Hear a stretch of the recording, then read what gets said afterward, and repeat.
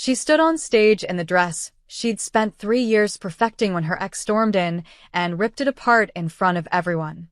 The crowd gasped, cameras flashed, and her career shattered in seconds. What her ex didn't know, the man watching from the front row wasn't just any investor. He was someone who never forgot a face, and he'd just decided hers was worth protecting. The champagne glass in Celia Hart's hand trembled slightly as she watched the crowd filter into the Milan Fashion Hall. Not Milan, Italy, Milan, a trendy district in downtown Chicago where old warehouses had been converted into galleries and showrooms. She'd saved for 3 years to afford a spot in this exhibition. 3 years of 4 a.m. mornings, burned fingers from her sewing machine, and living off ramen while other designers had trust funds. Tonight was supposed to change everything. "Miss Hart, you're on in 5 minutes," a production assistant whispered, clipboard pressed to her chest. Celia nodded, smoothing down the emerald silk evening gown she wore, one of her own designs. The fabric caught the light like water, with hand-stitched beadwork that had taken her 80 hours to complete. She designed it to tell a story, a woman rising from darkness into light, each bead representing a step forward. She didn't know how prophetic that would become. The exhibition hall buzzed with Chicago's fashion elite.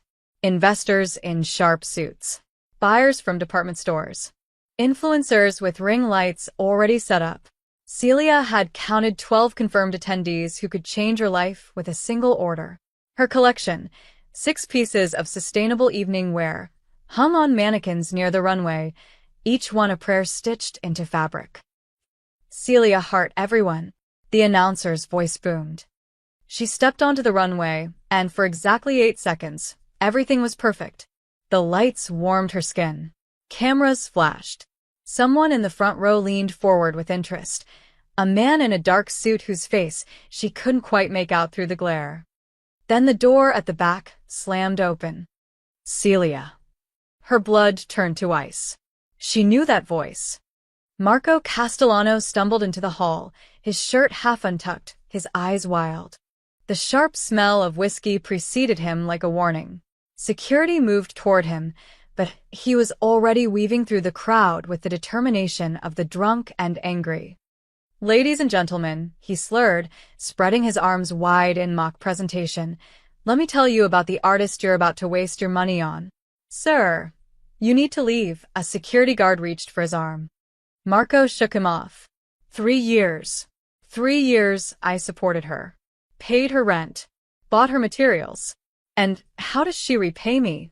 He pointed an accusing finger at Celia, who stood frozen on the runway. "She leaves me for her career." The crowd murmured. Phones came out. Celia saw the red recording lights multiply like predatory eyes. "Marco, please," her voice came out smaller than she wanted. She hated herself for it. "This isn't the place." "Oh, this is the perfect place." He climbed onto the runway, and security hesitated. They couldn't create a scene, but he was already making one. "You want to see her craftsmanship? Let me show you." He lunged. Celia tried to step back, but her heel caught. Marco's hand clamped around her arm, the same grip that had left bruises she'd covered with concealer for months after their breakup. His other hand found the delicate beadwork at her shoulder. "Let's see how well this holds up." The sound of tearing silk cut through the hall like a scream. Celia felt the dress give way, felt the cool air hit her back as the fabric split from shoulder to waist. The beads scattered, clicking against the runway floor like fallen tears. She clutched the front of the gown to her chest, trying to hold together both the dress and her dignity. The crowd gasped. Cameras flashed brighter. She heard someone say, "Oh my God, is this part of the show?" It wasn't. This was humiliation, raw and public. Security finally grabbed Marco, dragging him backward. He laughed, actually laughed, as they hauled him toward the exit. "There's your sustainable fashion. Can't even last 5 minutes. You're a fraud, Celia. A fraud." The doors closed behind him, but the damage was done. Celia stood in the spotlight, her ruined dress hanging from her body, beads still rolling across the stage. 3 years of work. Her entire savings, every hope she'd carried, destroyed in 30 seconds. She could run. Every instinct screamed at her to run, to hide, to disappear into the Chicago night and never come back. But then she saw them, the investors checking their watches, preparing to leave, the buyers already turning away, her entire future evaporating. And something inside her went quiet and cold. She straightened her spine. With shaking hands, she held the torn fabric together at her back and continued walking. One step, then another. She made it to the end of the runway, turned with as much grace as she could manage and walked back. Her eyes stayed forward. She didn't let them see her cry. When she reached the curtain, she finally let herself breathe. The applause was scattered and uncomfortable, the kind people give at funerals. Most of the crowd was already leaving, murmuring about the spectacle. She heard one investor say, "What a disaster. Can't even control her personal life." Celia stumbled into the backstage area and locked herself in the bathroom. Only then did she look in the mirror. The dress hung in tatters. Her makeup was smudged. She looked like a victim. She refused to be one. Her emergency sewing kit sat in her bag. With steady hands born from years of practice, she began to stitch. The dress couldn't be saved, not really, but she could make it presentable. She could walk out of here with her head high. The bathroom door was solid, but she heard voices outside. Murmurs. Her assistant, Sarah, saying, "Just give her a minute." Someone else replied, "Too quiet to hear." When Celia finally emerged 20 minutes later, most of the crowd had left. Her collection still hung on the mannequins, untouched. No one had even looked at them after Marco's scene. Sarah rushed over, her eyes red. "Celia, I'm so sorry. That bastard." "It's fine." Celia's voice was steady now, empty. "Help me pack up, Miss Hart." She turned. The man from the front row stood a few feet away. Up close, she could see he was younger than she'd thought, maybe early 30s, with dark eyes that missed nothing. His suit probably cost more than her entire collection. Everything about him suggested power, held carefully in check. "I'm fine, thank you," she said automatically. "I wasn't going to ask if you were." His voice was quiet, almost gentle. "I was going to say that you handled disrespect with more grace than most people I know." Celia stared at him. In her experience, men who witnessed her humiliation either looked away in embarrassment or enjoyed the show. He did neither. "Who are you?" she asked. The corner of his mouth lifted slightly. "Someone who knows quality when he sees it. Your work is extraordinary, Miss Hart. Don't let anyone convince you otherwise." He turned and walked away before she could respond, disappearing through the exit with two men she hadn't noticed flanking him. Sarah appeared at her elbow. "Holy shit. Do you know who that was?" No. "Should I?" Sarah's face had gone pale. Celia, that was Lorenzo Romano. The name meant nothing to her. But by morning, she would understand exactly what it meant when a Romano took an interest in your life. And by then, it would be far too late to walk away. The VIP lounge restroom had better lighting than Celia's entire apartment. She stood at the marble sink, needle and thread moving with practiced precision through the torn silk. Her hands had finally stopped shaking. Adrenaline did that, flooded your system, then left you hollow. Outside, she could hear the muffled sounds of the exhibition winding down. Laughter. The clink of glasses. People who hadn't just watched their career implode in real time. The dress was beyond saving, but she could make it functional. She'd learned that skill early, how to fix things that should have been thrown away. Her mother had taught her before the cancer took her. "Baby girl," she'd said, fingers guiding Celia's through a stitch. "The most beautiful things are the ones that survived breaking." Celia wondered what her mother would say now. The door opened. Sarah slipped inside, her expression tight with worry. Security escorted him out. "He's gone." She held up her phone. "But Celia, people are already posting." Celia's stomach dropped. "Show me." Sarah hesitated, then turned the screen around. The video had been taken from multiple angles. Marco stumbling onto the runway, his hand gripping her arm. The moment the dress tore, captured in high definition, the sound of ripping fabric somehow worse on video than it had been in person. The comments were already flooding in. Is this performance art? Her dress literally fell apart on the runway, LMAO. Who's the drunk guy though? This is messy. Designer can't even make a dress that stays together. Sarah pulled the phone back. Don't read them. They don't matter. But they did matter. In fashion, perception was everything. Celia could already see it unfolding. The investors who'd been interested would ghost her. The buyers would move on. Marco had wanted to destroy her, and in 30 seconds, he'd succeeded. I need to finish packing, Celia said quietly. She tied off the final stitch, smoothing the fabric. The repair was visible, she'd meant it to be. Let them see the work it took to put something back together. When she finally left the restroom, the exhibition hall had mostly emptied. Her collection hung abandoned near the runway, 6 pieces that represented 3 years of her life. No tags. No buyers. Just beautiful things no one wanted. Sarah was talking to one of the event coordinators, probably apologizing for the scene. Celia started taking down her designs, carefully folding each one. Miss Hart. She turned. Lorenzo Romano stood beside her mannequins, studying her work with an intensity that made her uncomfortable. Up close, she noticed details she'd missed before.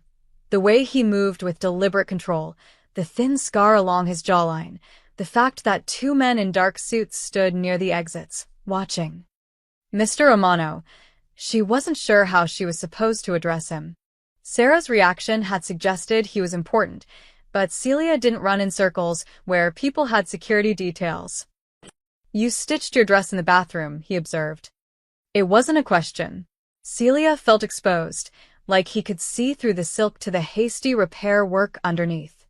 I didn't want to be remembered as the woman who ran away crying.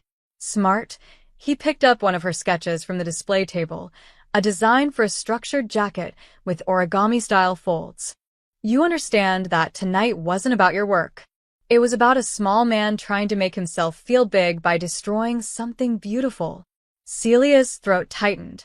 She hadn't expected kindness, especially not from a stranger who looked like he'd never experienced a moment of powerlessness in his life. It doesn't matter why it happened, she said. The damage is done. Damage can be repaired. Lorenzo set the sketch down carefully.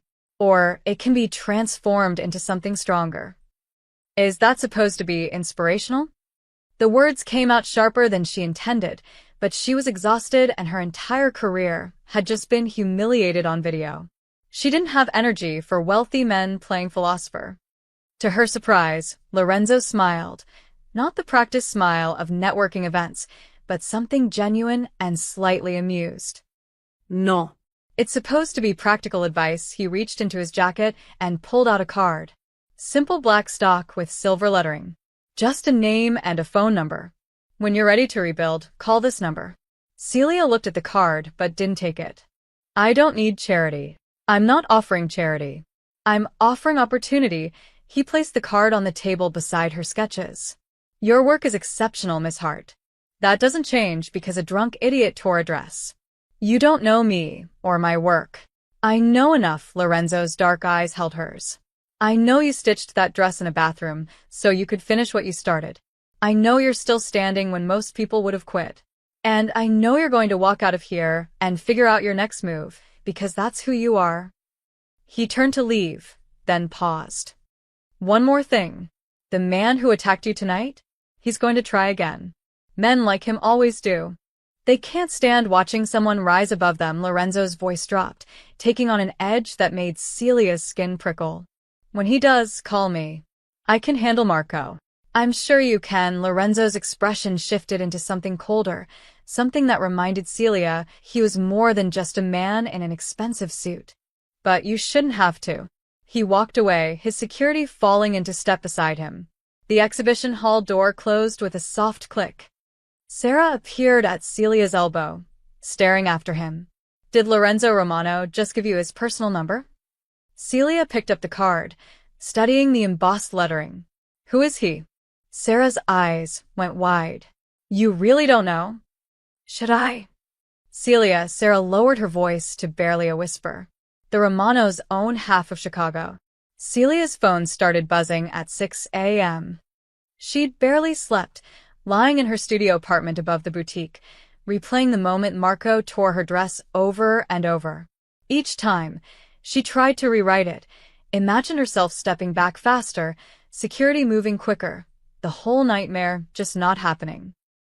But it had happened, and now her phone wouldn't stop. She grabbed it from the nightstand, squinting at the screen. 53 notifications. No, 60. The number kept climbing.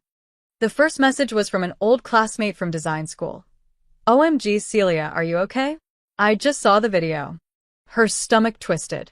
She opened Twitter. She was trending. Not her name, not her brand. Just #runwayfail. The video from last night had gone viral.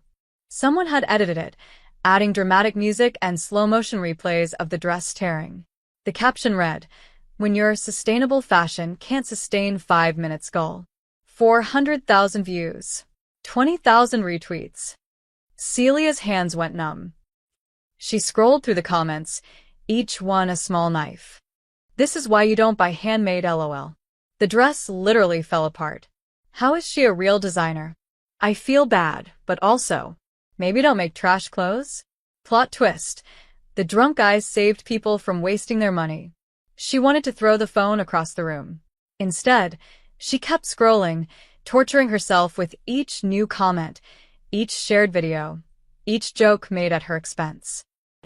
Someone had created a meme using a frame of her face right after the tear, eyes wide, mouth open, with a caption. When you realize your career is over, it had been shared 8,000 times. A knock on her apartment door made her jump. She pulled on a robe and found Sarah standing in the hallway, holding 2 coffees and a tablet. Don't look at social media, Sarah said immediately. Too late. Sarah winced. It's bad, isn't it? They sat at Celia's tiny kitchen table, really just a folding card table sheet covered with fabric, and Sarah opened the tablet. It's not just social media. Fashion blogs picked it up. She pulled up Style Wire, one of the industry's biggest publications. The headline made Celia's chest tighten. Designer's dress falls apart at Chicago exhibition when handmade means handmade disasters. The article was brutal. It barely mentioned Marco, instead focusing on structural failures and questioning whether Celia had the skills for high-end fashion. They'd included photos of her other pieces, pointing out concerning stitching and questionable construction. They're lying, Celia whispered. Those photos are zoomed in and edited. That stitching is perfect. I know. But that doesn't matter, Sarah swiped to another site. Look. Vogue's industry newsletter had a brief mention. Last night's incident at the Milan Fashion Hall raises questions about designer vetting processes. When personal drama overshadows craft, everyone loses. 3 brands that had expressed interest in her work had sent polite emails overnight, all variations of the same message. We've decided to go in a different direction. Celia felt like she was drowning in slow motion. Her phone buzzed again. This time it was Instagram. Marco had posted. Against her better judgment, she opened it. Marco stood in his apartment, holding a glass of something amber-colored, smirking at the camera. The caption read, "Truth hurts, doesn't it? I exposed a fraud last night. She was taking money from investors for dresses that literally fall apart. Someone had to tell the truth. You're welcome, fashion world." Wineglass #no regrets #truth teller #real talk. The post already had 1,500 likes. Comments poured in. King shit, honestly. You saved people so much money. The hero we needed. She probably cheated on you too. Women like that always do. Celia's vision blurred. Sarah grabbed the phone from her hands. Stop. Stop looking at this poison. He's winning, Celia's voice cracked. He destroyed me, and people are calling him a hero. Then we fight back. We sue him. We. With what money, Sarah? Celia gestured at her apartment. The exposed brick walls she'd tried to make charming with string lights, the second-hand furniture, the sewing machine that was worth more than everything else she owned combined. I spent everything on last night. I don't have a lawyer. I don't have savings. I barely have rent. Sarah set her jaw. Then we tell your side of the story. We post your own video. And say what? That my drunk ex-boyfriend assaulted me on a runway. Celia laughed bitterly. Half the comments will say I deserved it or that I'm playing victim. The other half won't care because the memes are funny. Her phone buzzed again. Another email. This one from the Chicago Fashion Collective, formally withdrawing her membership, pending review of recent events. 3 years of work. Gone in 12 hours. Sarah squeezed her hand. We'll figure this out. You're the most talented designer I know. That hasn't changed. But it had changed. Talent didn't matter if no one would give you a chance to show it. Talent didn't pay rent. Talent didn't erase viral videos or stop strangers from making jokes about your worst moment. Celia looked at the black business cards still sitting on her counter from last night. Lorenzo Romano's number, embossed in silver. When you're ready to rebuild, call this number. She wasn't ready. She was broken and humiliated and so tired she could barely think straight. But she was also out of options. And in the back of her mind, she kept hearing Lorenzo's words. The man who attacked you tonight? He's going to try again. She looked at Marco's Instagram post, his smug smile, the comments calling him a hero. He wasn't done destroying her. He was just getting started. Rain hammered against the windows of Lombard Street Social Club, a private establishment that didn't exist on any map. The kind of place where Chicago's real power brokers met when they needed conversations to stay off the record. Lorenzo Romano sat in a leather booth at the back, a glass of scotch untouched on the table. His consigliere, Vincent Calabrese, slid into the seat across from him, shaking water from his coat. You're going to ruin that upholstery, Lorenzo said mildly. You own the place. Send yourself a bill. Vincent pulled out a tablet, his expression serious. I have what you asked for. Lorenzo had requested the information 6 hours ago, right after leaving the exhibition. By the time he'd reached his car, he'd already decided Marco Castellano was a problem that needed solving. The question was how. Vincent swiped through files. Marco Antoni Castellano. 29. Works in his father's commercial real estate firm, though works is generous. Shows up twice a week, mostly to use the office for his social media brand. Social media brand, Lorenzo's voice carried distaste. He calls himself a lifestyle influencer, posts about watches he can't afford, cars he doesn't own, and clubs that let him in because his father has money. Vincent pulled up Marco's Instagram. Currently at 68,000 followers, most of them bought. His engagement rate is garbage. Lorenzo studied Marco's feed. Gym selfies.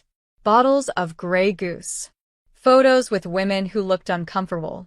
And now the post about Celia, already going viral. His financials? Leveraged to his eyeballs. He's got a gambling problem, owes about 40 grand to some small-time bookies in Cicero. His father cut him off 3 months ago after he wrecked a company car drunk. The apartment he's in? Behind on rent. Lorenzo took a slow sip of scotch. And Celia Hart. Vincent's expression softened slightly. Clean. No criminal record, not even a parking ticket. She emigrated from New York 4 years ago. Put herself through design school at the Art Institute. Her mother died of cancer when she was 20. She paid for the treatment out of pocket, went into debt doing it. She's been climbing out ever since. The ex-boyfriend. They dated for 18 months. She ended it after he hit her. She never pressed charges. He threatened to destroy her reputation if she did. Vincent looked up from the tablet. Apparently, he's making good on that threat now. Lorenzo's fingers tightened around his glass. He'd seen the video a dozen times, studying it. The way Marco grabbed Celia's arm, the practiced cruelty in how he tore the dress. This wasn't drunken rage. This was calculated humiliation. He planned it, Lorenzo said quietly. Security footage from the entrance shows him waiting outside for 20 minutes before he went in. He wasn't stumbling when he arrived. He faked the drunk act once he was inside. Vincent pulled up the footage. Marco, perfectly steady, checking his phone, then practicing a stumble before entering. He wanted to destroy her, and he wanted it documented. Why? Near as I can tell, she's talented enough to actually succeed, and he can't stand it. He's a failure pretending to be successful. She's the real thing. Vincent closed the tablet. So, what do you want to do about it? Lorenzo didn't answer immediately. Through the window, he could see Chicago's skyline, rain-blurred and dark. His family had controlled the city's underbelly for 3 generations. His father had taught him that power meant knowing when to act and when to wait. Nothing, Lorenzo said finally. Vincent blinked. Nothing. Not yet. Lorenzo set down his glass. I want to see how she responds first. Boss, this guy assaulted her in public. He's spreading lies about her work. He could ruin her. He could, Lorenzo agreed. Or she could prove she's strong enough to fight back without me. Vincent leaned back, studying his boss. You're testing her. I'm giving her a choice. Lorenzo's voice was quiet but firm. If I step in now, if I make this problem disappear, she becomes another person I control. Another business I own. I don't want that. What do you want? Lorenzo thought about Celia in that bathroom, stitching her torn dress with hands that barely shook. The way she'd walked out with her head high when anyone else would have run.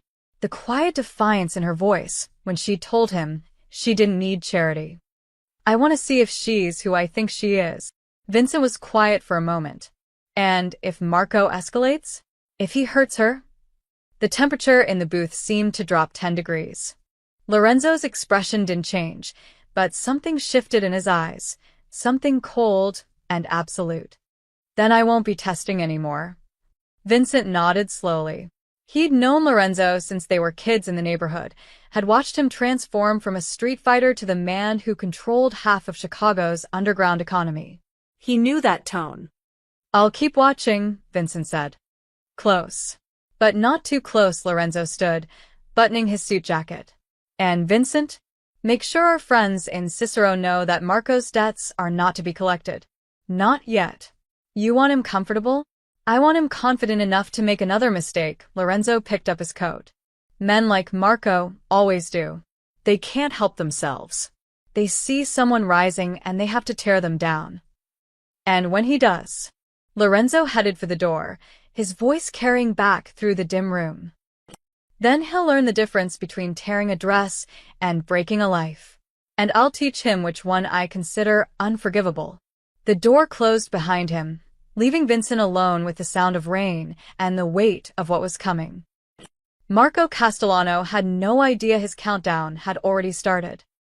The Chicago textile warehouse sat in an industrial district where Lake Street met the expressway, all concrete and rust and broken dreams. Celia had been coming here since design school, back when she could barely afford fabric scraps. Today, she was bargain hunting with a different kind of desperation. 3 days had passed since the exhibition.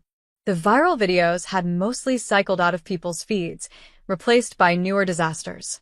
But the damage lingered.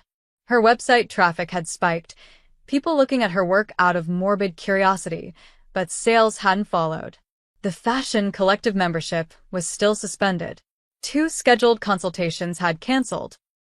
Sarah had suggested hiding, rebranding, maybe moving to a different city and starting over. Celia had decided to fight instead. If she couldn't get high-end clients, she'd build from the ground up. A new collection, affordable but beautiful, sold directly to real people instead of investors. It meant using cheaper materials, simpler techniques. It meant swallowing her pride. But it meant survival. The warehouse smelled like dust and possibility. Bolts of fabric stretched to the ceiling in every direction, silk, cotton, wool, synthetic blends. Celia ran her fingers over a roll of charcoal gray wool, calculating costs in her head. That's 40% off this week, called Jerry, the warehouse manager. He'd known her since she was a student stealing fabric samples. Nice weight for fall coats. I'll take 20 yards. She couldn't afford 30, which was what she actually needed. She'd have to adjust her designs.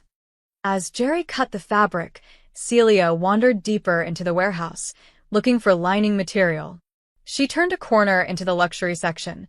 Fabrics she usually just looked at longingly, and nearly collided with a man examining a bolt of navy pinstripe wool.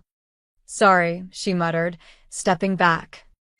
No harm done. The man was in his 50s, silver-haired, wearing a perfectly tailored gray suit. He studied her with sharp eyes. "You're a designer?" Celia hesitated. After the last few days, admitting that felt dangerous. "Yes. I thought so. You have the look, the way you touch fabric like you're reading it." He extended a hand. "Robert Chen. I represent a private buyer." Celia Hart. She shook his hand, her guard up. In her experience, men who approached women in warehouses wanted something, and it usually wasn't professional. But Robert's handshake was brief and businesslike. He pulled out a leather notebook, flipping to a page covered in precise handwriting. "My employer is looking for a designer to create 3 custom suits. Very specific requirements." He showed her the notes. Wool and silk blend, structured but not stiff. Concealed interior pockets here, and here. His finger traced the diagram. Special reinforced lining, durable but lightweight. Celia studied the specifications. The details were unusual, but not impossible. The interior pockets were positioned oddly, one at the small of the back, another inside the left sleeve. And the reinforced lining. Her stomach went cold. She'd seen these specs before in an article about executive protection. These weren't ordinary suit modifications. They were designed to conceal weapons and body armor while maintaining a normal silhouette. This was a commission for someone who expected violence. Celia looked up at Robert, choosing her words carefully. "This is specialized work." Yes. "Which is why the compensation is $20,000 per suit. 60,000 total. Half up front." Robert's expression didn't change. "My employer appreciates quality and discretion." $62,000. That was more than she'd made all last year. That was 6 months of rent, new equipment, the ability to rebuild without drowning. That was survival. It was also clearly connected to something she shouldn't touch. "Who's your employer?" she asked. "Someone who saw your work at the exhibition and was impressed." Robert closed his notebook. "Someone who believes you deserve better than viral videos and canceled contracts." The pieces clicked together. The specifications, the timing, the phrase "saw your work at the exhibition." "Lorenzo Romano sent you," Celia said quietly. Robert's slight smile confirmed it. "Mr. Romano appreciates craftsmanship. He's willing to invest in talent, especially talent that's been unfairly maligned. This is charity. This is business. Mr. Romano needs suits made to exact specifications. You're a designer who can deliver quality work. The fact that the commission helps you rebuild is simply efficient resource allocation." Celia looked at the specifications again. 3 suits. $62,000. The chance to prove her work was worth something, even if the only person buying was a man who, according to Sarah, owned half of Chicago's underworld. "I need to think about it," she said. Of course, Robert handed her a business card, different from Lorenzo's, with a downtown address and formal office number. "The offer stands for 48 hours. After that, Mr. Romano will find another designer." He left without another word, disappearing into the maze of fabric bolts. Celia stood alone, holding the card, her mind racing. Taking this commission meant accepting Lorenzo's help, even if it came disguised as business. It meant entering his world, at least peripherally. It meant designing clothes for a man who probably did things she didn't want to know about. But it also meant staying in Chicago. Keeping her boutique. Fighting instead of running. Jerry appeared with her wrapped wool. "Find everything you needed?" "I'm not sure," Celia admitted, tucking Robert's card into her pocket next to Lorenzo's black card. "I'm really not sure." As she loaded fabric into her car, rain starting to fall again, her phone buzzed. Another Instagram notification. Marco had posted again. Against her better judgment, she looked. He'd recorded a video, sitting in a bar, surrounded by laughing friends. "So people keep asking if I feel bad about the runway thing," he said, grinning. "And, Honestly, No. someone had to expose the truth. Celia Hart is a scam artist, and I did everyone a favor. You're welcome, Chicago. The comments were already flooding with support. Celia sat in her car, rain drumming on the roof, staring at Marco's smug face. She pulled out both business cards, Lorenzo's personal number and Robert's office line. 48 hours to decide. She'd spent 3 years building her career the right way, no shortcuts, no compromises, no help from anyone. And in 30 seconds, Marco had destroyed it all. Maybe it was time to stop playing fair. Celia set up her phone on a stack of fabric bolts in her boutique, adjusting the angle until the light hit right. Behind her, her workspace was visible, the industrial sewing machine, sketches pinned to the wall, spools of thread organized by color. Real. Honest. Hers. Sarah watched from the doorway. You sure about this? No, Celia pressed record anyway. But I'm doing it. She took a breath and looked directly at the camera. I'm Celia Hart, and I'm a fashion designer here in Chicago. By now, some of you have probably seen the video from the exhibition last week. The one where my dress got torn on the runway. She kept her voice steady, conversational. I want to talk about that, but not in the way you might think. She held up a piece of fabric, the emerald silk from her ruined dress, carefully preserved. This is the dress that fell apart, according to the headlines. Except it didn't fall apart. It was ripped by someone who grabbed it with both hands and tore it deliberately. She demonstrated on a scrap piece, showing the force required. Silk is strong. This particular weave can support significant weight. But nothing is indestructible when someone wants to destroy it. Celia set the fabric down and picked up one of her completed pieces, a structure blazer with hand-stitched lapels. I don't make fast fashion. I don't use factories or mass production. Every piece I create is designed to last years, not seasons. I use sustainable materials, natural dyes, and traditional techniques that have been around for centuries. She turned the blazer inside out, showing the meticulous interior work. This isn't about trends. It's about creating clothing that respects both the people who wear it and the planet we live on. She looked back at the camera and, for a moment, let them see the exhaustion, the hurt, the anger she'd been carrying. What happened at that exhibition wasn't about my work. It was about someone trying to humiliate me because he couldn't control me anymore. And you know what? It worked. I was humiliated. The videos hurt. The comments hurt. Watching my career get reduced to a meme hurt. Celia's voice strengthened. But my work is still good. My techniques are still sound. And I'm still here. She gestured to her workspace. So if you're interested in sustainable fashion, in clothing made by hand with actual care, I'm taking commissions. Small batch, custom work. Because I didn't spend 3 years building this to let one bad night take it away. She reached forward and stopped the recording. Sarah was quiet for a moment. That was really good, actually. You didn't sound defensive or angry. Just honest. Because I am honest, Celia reviewed the footage, her stomach tight with anxiety. Now we just have to hope anyone cares. She posted the video to Instagram, YouTube, and her website. Then she set her phone face down on the work table and tried not to watch the numbers. I'm making coffee, Sarah announced. The strong kind. While Sarah clattered around the tiny kitchenette, Celia pulled out Robert Chen's business card. 48 hours, he'd said. She had until tomorrow to decide about Lorenzo's commission. $62. Her rent was due in 2 weeks. She had enough for maybe 1 month if she ate ramen and didn't use heat. After that, her phone buzzed. Then again. Then it didn't stop. Sarah rushed back. Is it going viral? Celia flipped it over, her heart hammering. Comments were flooding in. This is the response. Calm, professional, just facts. I'm a seamstress, and thank you for explaining how fabric actually works. Just ordered from your website. That blazer is gorgeous.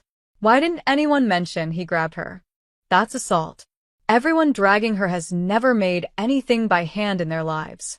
The video hit 1,000 views. Then 5,000.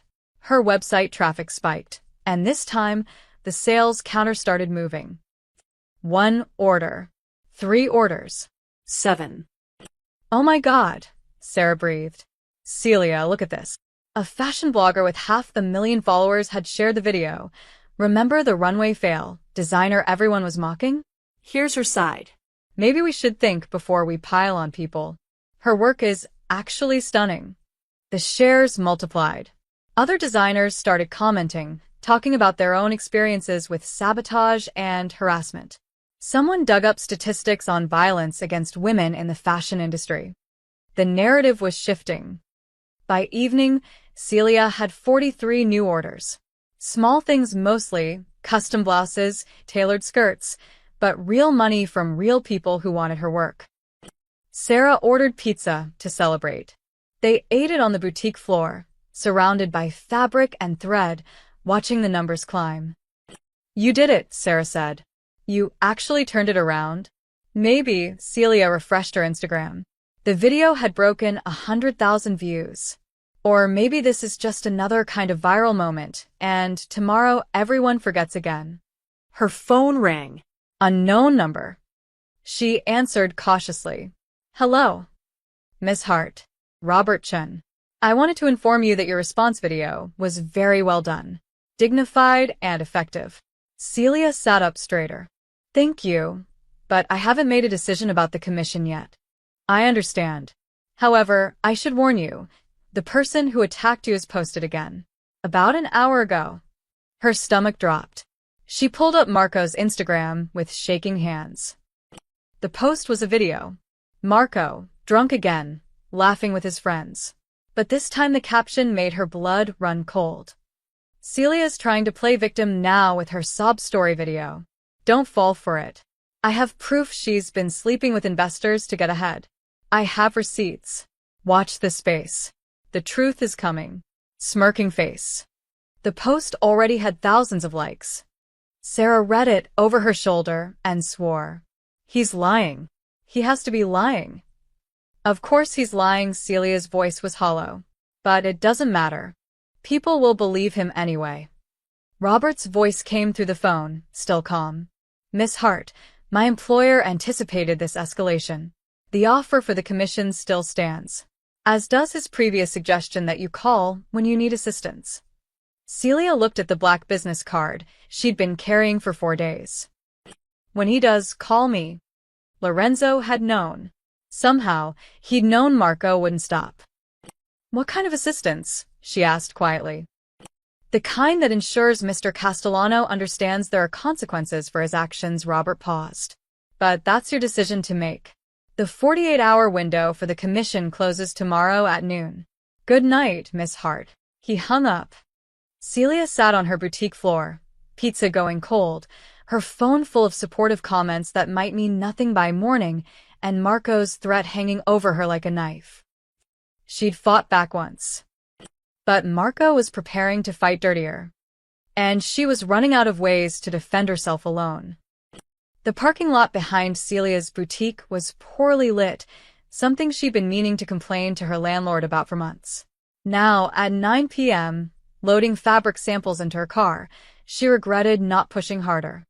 The boutique sat in a transitional neighborhood, trendy coffee shops mixed with pawn shops, art galleries next to check-cashing places. Safe enough during the day. At night, it got quieter, darker. Celia popped her trunk, balancing 3 bolts of fabric she needed for tomorrow's orders.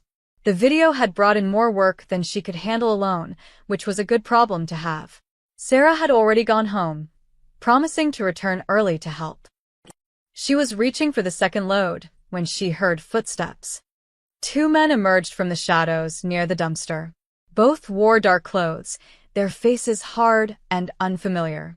Not the usual homeless men who sometimes slept behind the building. These men moved with purpose. Celia's hand found her keys, threading them between her fingers the way her mother had taught her. Can I help you? Celia Hart. The taller one had a Boston accent, which felt wrong in Chicago. We need you to come with us. I don't think so, she edged toward her car door. I'm calling the police. Don't, the second man moved to block her path. He was shorter, thick-necked, with a scar running through his eyebrow. This doesn't have to be difficult. Celia's heart hammered. I don't know who you think I am, but we know exactly who you are. The tall one stepped closer. You're Romano's new girlfriend, which makes you valuable. I'm not. I don't even know him. You have the wrong person. The scarred man laughed. Sure. That's why Lorenzo Romano's been having you watched for a week. That's why his consigliere paid off your ex's gambling debts. He grabbed her arm, his grip bruising. Come on. Let's go have a conversation with our boss about Mr. Romano's priorities. Celia tried to pull away, but his grip tightened. The tall one moved to her other side, boxing her in. Her mind raced, scream, fight, run, but they were bigger, faster, and the street was empty. Please, she whispered, hating how small her voice sounded. Please, I'm nobody. I'm just a designer. I'm not involved in whatever you think. A black sedan pulled into the parking lot, its headlights cutting through the darkness. It stopped 20 feet away, idling. The two men froze. A driver stepped out, an older man in a dark suit, his movements careful and deliberate. He didn't say anything. He simply walked to the rear passenger door, opened it, and pulled out a cell phone. Then he held it up, facing the two men. The scarred man's grip on Celia's arm loosened. What the hell? The driver pressed a button. A voice came through the phone speaker, clear and cold. Gentlemen. Lorenzo Romano. Even through the phone, his voice made the temperature drop. The two men went rigid. Mr. Romano, the tall one said, his bravado evaporating. We didn't know. We thought she was fair game since you hadn't made it official.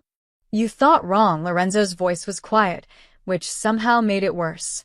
The woman you're touching is under my protection. She has been since the night we met. The scarred man released Celia's arm like she'd burned him. We're with the Moretti family. We didn't mean any disrespect to you personally. We just thought. You thought you could leverage her against me. You thought kidnapping her would give you an advantage in our current negotiations. A pause. Tell me, do you know what happened to the last people who tried to use civilians against me? Neither man answered. They disappeared, Lorenzo continued, his tone conversational. Not killed, that would be too quick. Just removed. Some of them are in Montana, working fishing boats in the freezing cold. Others are in Arizona, digging ditches in 100-degree heat. They send their earnings to the families they left behind, and they don't complain because they understand they're lucky to be breathing. The driver still held the phone up, his expression neutral, like he'd done this 100 times. Now, Lorenzo said, you're going to walk away. You're going to tell your boss that Celia Hart is not to be touched, not to be threatened, not to be mentioned in any context whatsoever. If I hear her name from your organization again, I won't send you to Montana. I'll send your entire family. Yes, sir, the tall man was already backing away. Understood.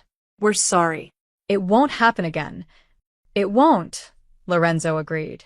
Because if it does, you won't live long enough to regret it. The line went dead. The two men practically ran to a car parked across the street, tires squealing as they fled. Celia stood frozen, her arm throbbing where the man had grabbed her, her mind struggling to process what had just happened. The driver approached, his expression kind despite the violence he'd just orchestrated. Miss Hart, are you injured? No. I'm fine. She wasn't fine. She was shaking. How did you know I was in trouble? Mr. Romano has had security watching you since the exhibition. When those men entered the parking lot, we were notified. He gestured to the sedan. I can drive you home if you'd prefer not to be alone. You've been watching me? For a week. The violation should have made her angry, but right now, it had probably saved her life. Mr. Romano takes protection seriously. The driver's tone suggested this wasn't unusual, especially for people he cares about. He doesn't even know me. He knows enough. The driver opened the sedan's rear door. Please, Miss Hart. Let me at least follow you to ensure you arrive home safely. Celia looked at her car, at the dark parking lot, at the street where two men had just tried to kidnap her because they thought she was connected to Lorenzo Romano. She'd tried to handle this alone. She tried to rebuild without help, to fight Marco without involving anyone else. But Marco wasn't her only problem anymore. Just by being seen with Lorenzo, just by accepting his interest, she'd become a target for his enemies. And she hadn't even accepted his help yet. Actually, Celia said quietly, pulling out the black business card she'd been carrying. Can you take me to him? To Mr. Romano? The driver's expression didn't change, but something in his eyes softened. He's been expecting you, Miss Hart. The Romano Tower pierced Chicago's skyline like a blade, 60 stories of steel and glass that dominated the financial district. Celia had passed it 100 times without knowing who owned it. Now, riding the private elevator to the penthouse, she understood that she'd been living in a different Chicago than Lorenzo Romano. His city had layers she'd never seen, power structures she'd never imagined. The elevator doors opened directly into the penthouse. No hallway, no buffer. Just immediate, overwhelming luxury. Floor-to-ceiling windows wrapped around the space, offering a 360-degree view of Chicago at night. The furniture was modern and minimal, all clean lines and expensive materials. Original artwork hung on the walls, pieces Celia recognized from her art history classes, paintings that belonged in museums. Lorenzo stood by the windows, still wearing the dark suit from earlier, a glass of whiskey in his hand. He didn't turn when she entered. The Moretti brothers, he said quietly, are not subtle men. I apologize that you had to experience their approach. You knew they'd come for me. Celia's voice was steadier than she felt. That's why you had people watching. I suspected. When word spread that I'd shown interest in a designer, certain parties would see an opportunity. Now he turned, and his dark eyes held something that might have been regret. I should have warned you more explicitly. That's my failure. You've been involved in my life for a while, haven't you? Celia moved deeper into the penthouse, her designer's eye automatically noting details, the custom millwork, the way the lighting was positioned to highlight the art, the textile commission, the security. Robert said you've been watching me since the exhibition, but that's not true, is it? Lorenzo took a slow sip of his drink. Would you like the truth, or would you prefer to keep believing you built everything alone? The question felt like a slap. What does that mean? It means I've been your anonymous investor for 2 years, Miss Hart. He set down his glass and pulled a folder from the desk. The grant you received from the Chicago Arts Foundation? I funded it. The boutique lease you thought you negotiated yourself? I bought the building and set your rent below market value. The feature in Midwest Style magazine? I know the editor. Celia felt the floor tilt beneath her feet. No. That's not. I earned those things.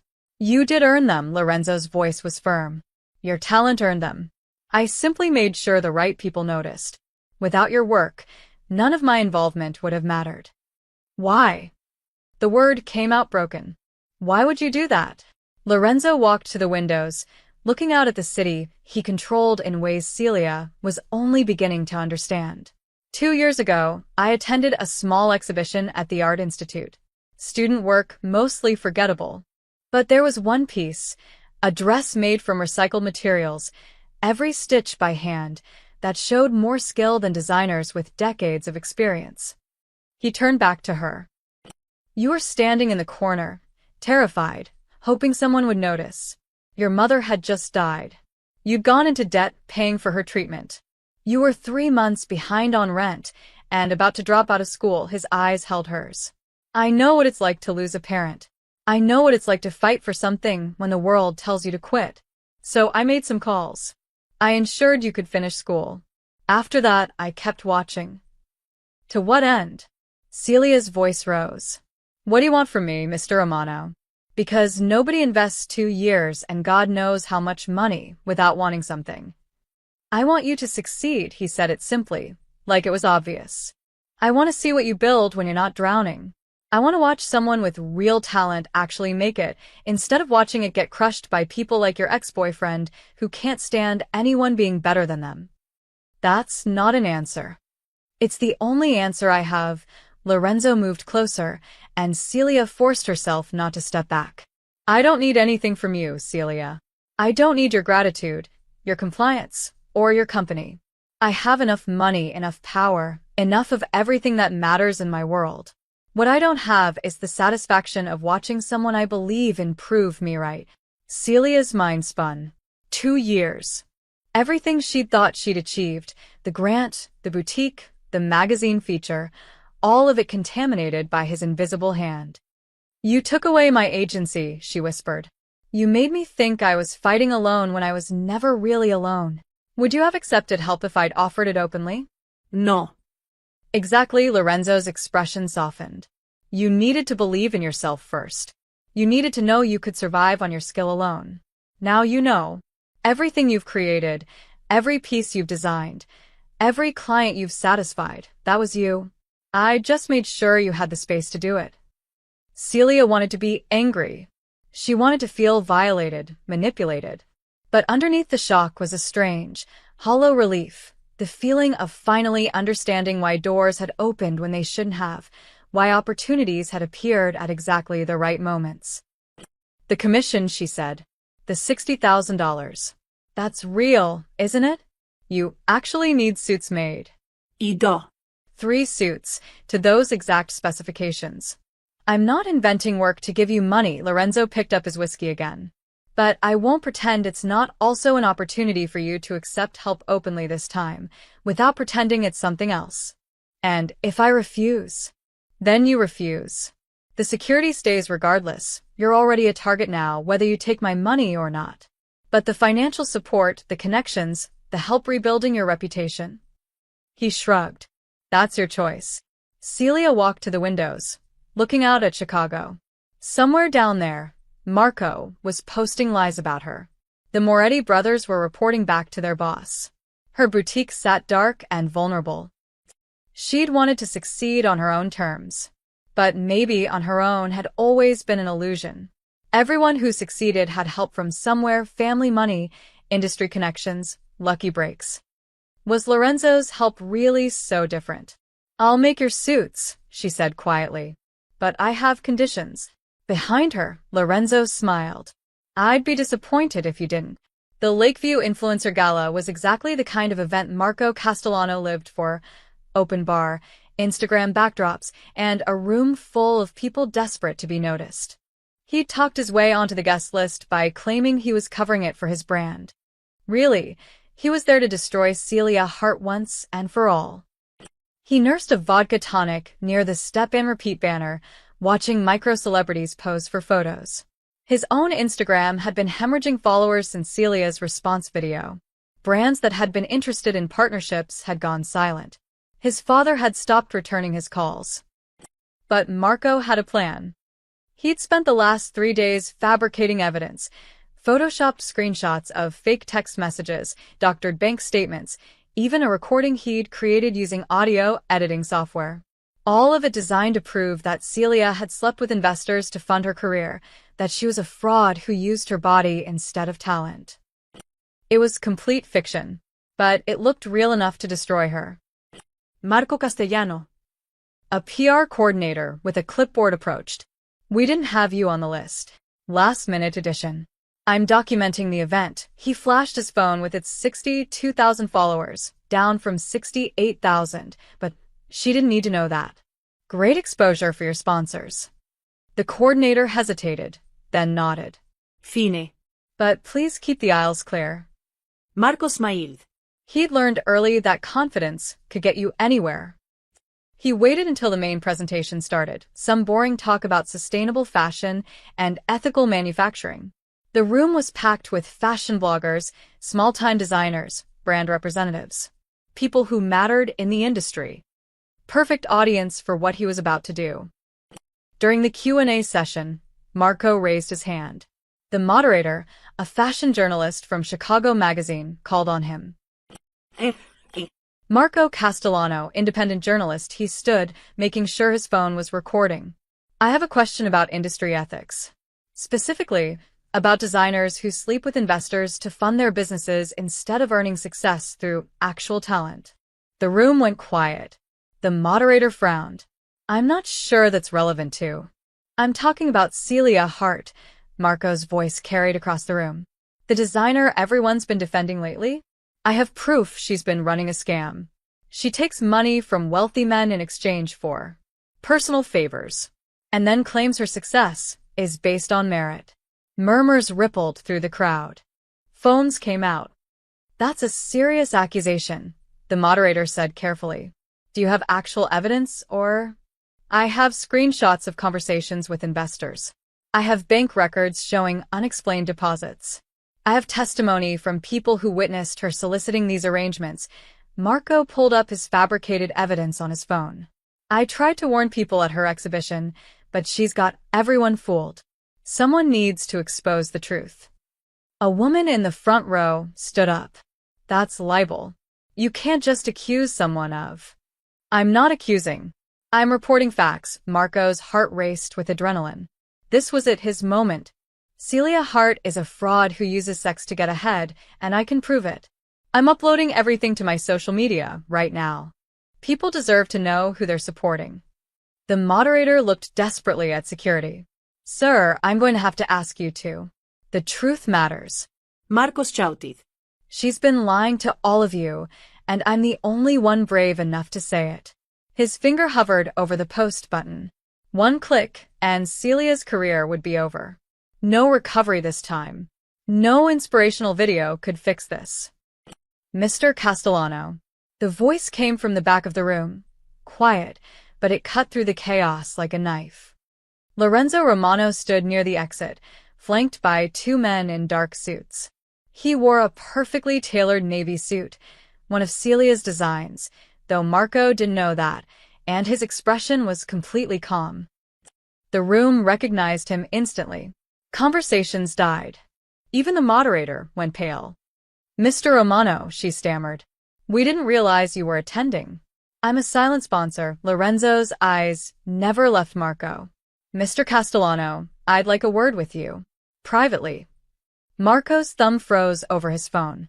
I'm in the middle of. It wasn't a request. Two of Lorenzo's security team moved up the aisles. Marco looked around wildly, but no one would meet his eyes. The other attendees had suddenly become very interested in their shoes. This is a public event, Marco tried. You can't just. I can. Lorenzo gestured toward a side door. We can do this here in front of everyone, or we can do it somewhere private. Your choice. Marco's vodka tonic sloshed as his hand shook. He'd known Lorenzo Romano was connected to Celia somehow.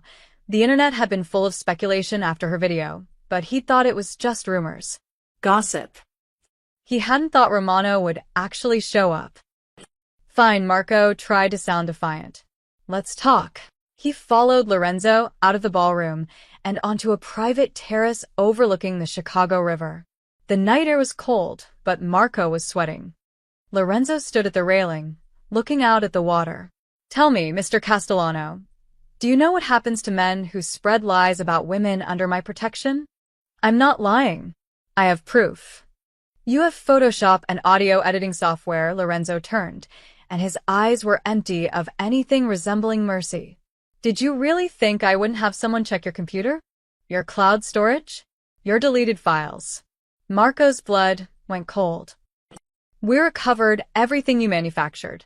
The fake screenshots, the doctored bank statements, the audio file you pieced together from podcast clips. Lorenzo pulled out his own phone. Would you like to see? On the screen, Marco watched himself, security footage from his apartment, showing him hunched over his laptop, editing images, creating fake evidence.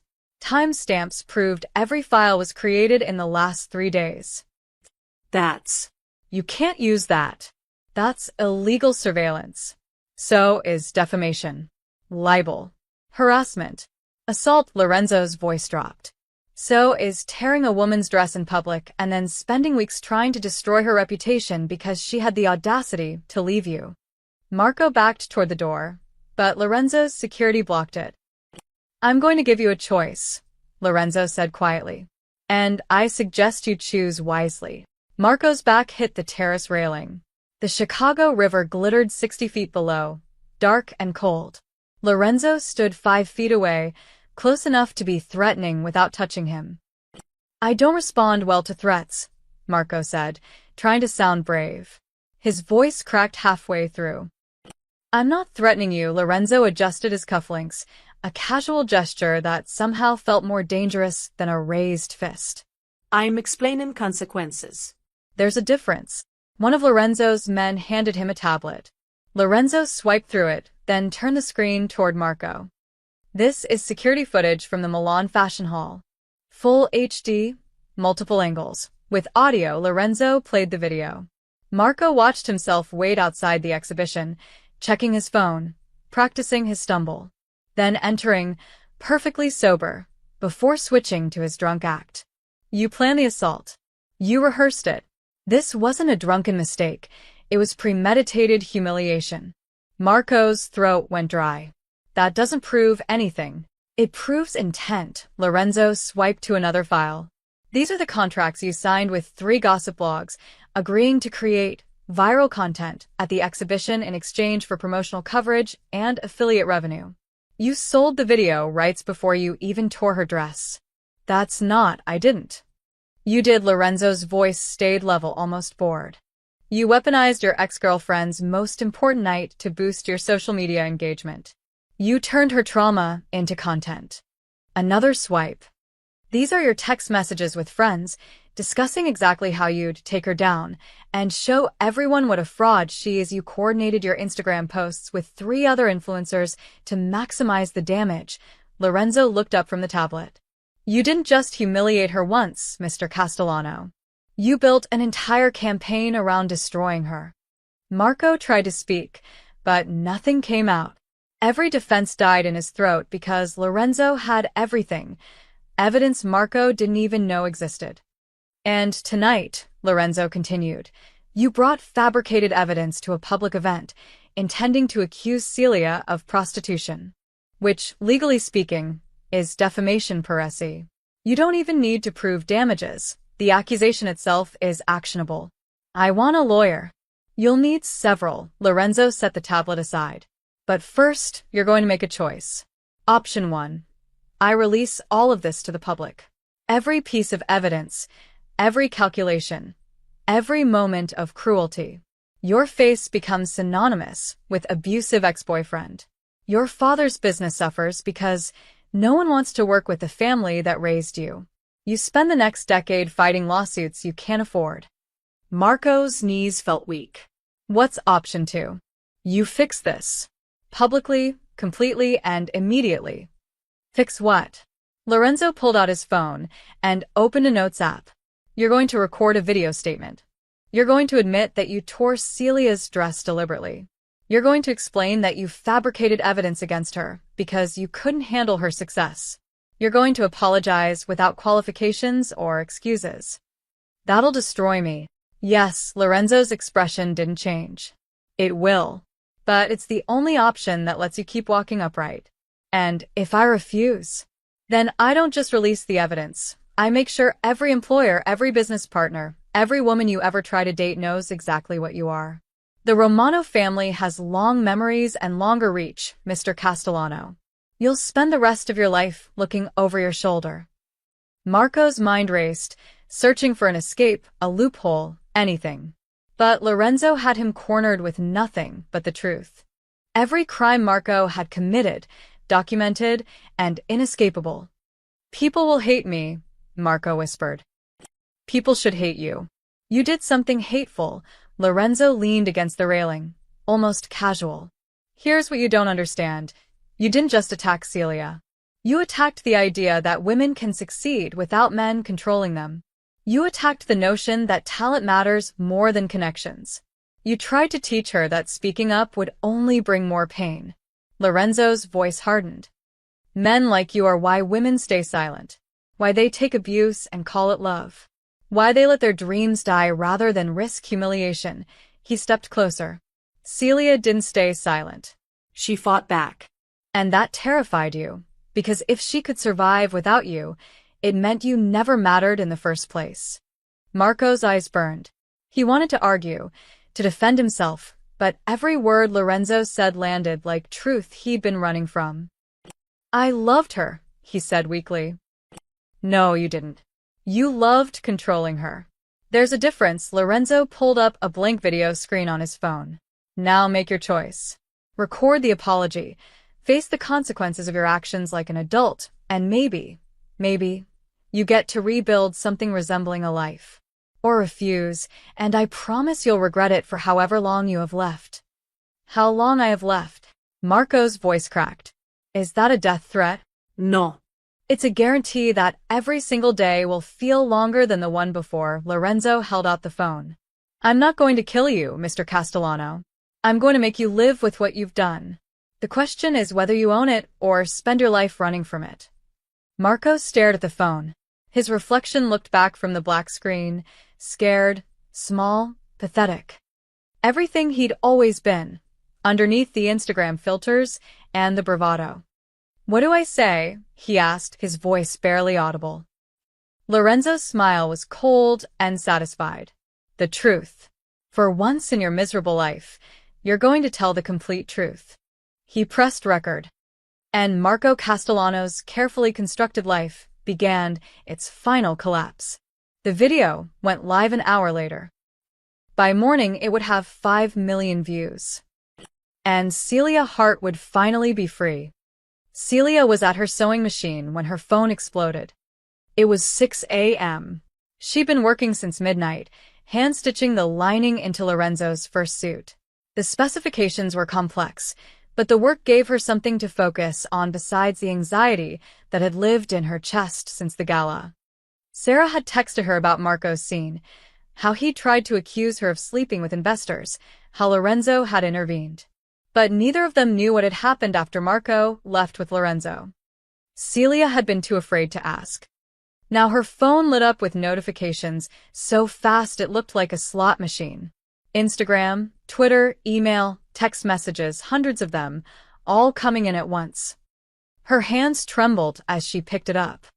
The first message was from her old roommate, Celia. Oh my God, watch this. A video link. She clicked it with her heart in her throat. Marco's face filled the screen. He sat in what looked like an empty office, the lighting harsh and unflattering. His eyes were red. He'd been crying. My name is Marco Castellano, he began, his voice hoarse. And I need to tell the truth about what I did to Celia Hart. Celia's breath caught. 3 weeks ago, I attended her fashion exhibition. I wasn't drunk, even though I pretended to be. I went there specifically to destroy her work in front of investors. Marco's hands shook as he held up his phone. I have text messages proving I coordinated with gossip blogs to film the incident. I signed contracts agreeing to create viral content in exchange for promotional coverage. I turned my ex-girlfriend's biggest professional moment into a planned attack. The video quality was crystal clear. This wasn't some grainy phone recording. Someone professional had filmed this. Lorenzo. I tore her dress deliberately, Marco continued. I grabbed her arm hard enough to bruise. I humiliated her in front of the people she needed to impress, and then I spent 3 weeks spreading lies about her work, her character, her integrity. His voice broke. I did it because I couldn't stand that she was succeeding without me.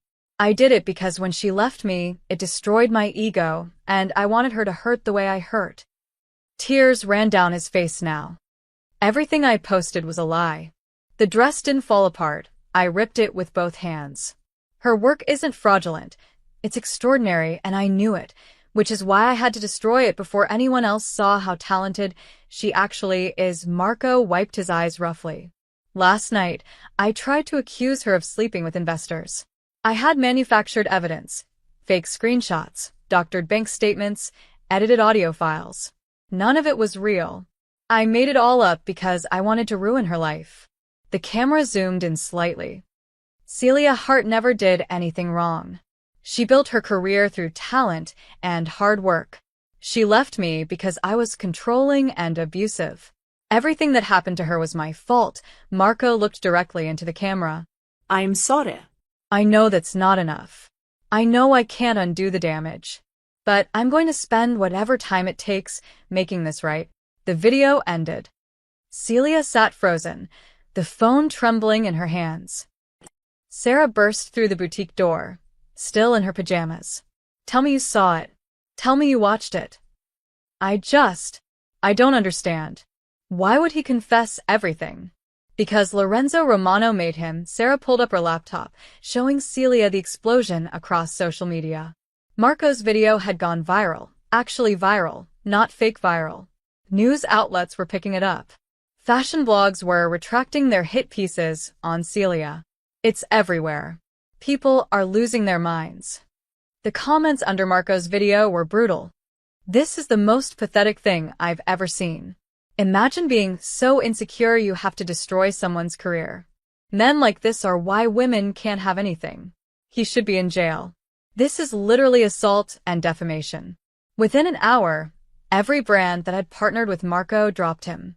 His father's real estate company released a statement distancing themselves. His Instagram followers were in free fall. But more importantly, the narrative around Celia had completely shifted. Fashion blogs that had mocked her were posting apologies.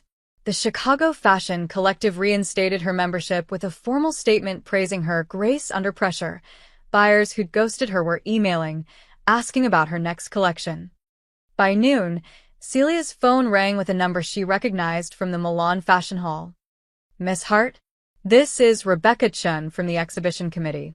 We'd like to formally apologize for our security failure and offer you a complimentary spot in next season's showcase. Prime runway slot, no fee." Celia could barely process the words. Thank you. I'll need to think about it." "Of course. Take all the time you need," Rebecca paused. "For what it's worth, your work was the best thing at that exhibition. Everyone knew it. I'm sorry it took this long for people to say it out loud." After she hung up, Celia just sat in her workshop, surrounded by fabric and thread and the suit she'd been making for Lorenzo. Sarah brought her coffee. "You okay?" "I don't know." Celia looked at the video, still playing on loop in her mind. He confessed everything. His life is over. He earned it. "I know, but it doesn't feel. I thought I'd feel relieved. Or vindicated. But I just feel tired." Her phone buzzed again. This time, a text from an unknown number. "The lawyers are preparing the paperwork. Marco will be required to pay restitution for damages, lost income, and emotional distress. You'll never have to see him again. Vincent Calabrese." Below it, another message. "You're free now. The question is what you'll build with that freedom." LR. Celia looked around her boutique, the space she'd fought for, the work she'd bled for, the dreams she'd refused to let die. Marco's confession had given her justice. But Lorenzo had given her something more dangerous, the certainty that she'd never have to fight alone again. And she wasn't sure how she felt about that. 6 months later, Chicago Fashion Week buzzed with anticipation. The Milan Fashion Hall, the same venue where Celia's career had nearly ended, was packed to capacity. Standing room only. Cameras from Vogue, Harper's Bazaar, and Women's Wear Daily lined the runway. Backstage, Celia adjusted the collar of her lead model's jacket, a structured piece in midnight blue with hand-stitched silk lining. Her hands were steady now. No trembling. No fear. 2 minutes, Miss Hart, the stage manager called. Sarah appeared at her elbow, tablet in hand. The buyer from Nordstrom just confirmed an order for 50 pieces. Barney's wants an exclusive on your evening wear line. And some actress I've never heard of, but who has 8 million Instagram followers, is begging to wear your work to the Oscars. Celia smiled. Tell her we'll consider it. Look at you. Being selective. Sarah squeezed her shoulder. I'm so proud of you. The past 6 months had been a hurricane. After Marco's confession, Celia's career hadn't just recovered. It had exploded. Orders flooded in faster than she could fill them. She'd hired 3 seamstresses, moved into a proper studio, and started turning down work because she refused to compromise quality for quantity. The settlement from Marco, court-ordered restitution for assault, defamation, and lost income, had given her financial breathing room. But more than that, it had given her something she'd been fighting for since her mother died, the ability to build on her own terms. She'd finished Lorenzo's 3 suits. Each one had taken 80 hours of meticulous work, the kind of craftsmanship that couldn't be rushed. When she delivered them, He'd inspected every stitch with the same intensity he brought to everything, then paid her double the agreed price. For the artistry, he'd said simply. She tried to refuse the extra money. He'd looked at her with those dark, knowing eyes and said, "Learn to accept what you've earned, Celia. It's harder than you think." He'd been right. 30 seconds, the stage manager announced. Celia took a breath and walked to the edge of the curtain. Through the gap, she could see the audience. Fashion critics with their notebooks, buyers with their calculators, influencers with their ring lights. And in the front row, centered perfectly, sat Lorenzo Romano. He wore one of her suits. The charcoal gray with a subtle pinstripe, the one with reinforced lining and hidden pockets she'd never asked about. On anyone else, it would look like an excellent suit. On him, it looked like armor disguised as elegance. Their eyes met across the distance. He didn't smile, didn't nod. But something passed between them, an acknowledgement, a connection forged in crisis and built through mutual respect. The lights dimmed. Music swelled. Not the generic runway tracks, but a piece she'd commissioned from a local composer. Strings and piano, building slowly, telling a story of breaking and rebuilding. Her first model stepped onto the runway. The collection was called Reconstruction. Each piece referenced something broken made stronger, visible mending in Japanese kintsugi style, seams that celebrated repair rather than hiding it, structured garments that looked soft but could withstand anything. It was beautiful. It was honest. It was everything she'd learned about surviving. The audience leaned forward. Cameras flashed. She heard someone whisper, "This is extraordinary." Piece after piece walked the runway. A white evening gown with gold-threaded scars running through the silk. A leather jacket with exposed, reinforced stitching. A dress that looked delicate but was constructed to last decades. For her finale piece, Celia had recreated the emerald dress Marco had torn, but transformed. She'd kept the original beadwork where it survived, added new elements in silver and gold, and restructured the entire back with visible, decorative stitching that made the repair part of the design. It was a dress that said, "Yes, I was broken. Look how beautiful I became anyway." The model, Celia's first hire, a girl from the same neighborhood where she'd grown up, wore it with fierce pride. The audience erupted in applause. Then the stage manager looked at Celia. "You're supposed to go out for the bow." Her stomach flipped. She'd walked this runway once before, in a dress that tore, in front of people who'd watched her humiliation. But she wasn't that person anymore. Celia stepped onto the runway. The applause grew louder. Critics stood. Buyers stood. Even the jaded fashion bloggers put down their phones to clap.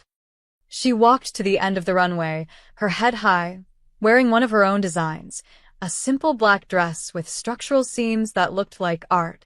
When she reached the end, she bowed. The audience roared. She straightened, and her eyes found Lorenzo again. He was standing with everyone else, but unlike the others, he wasn't clapping.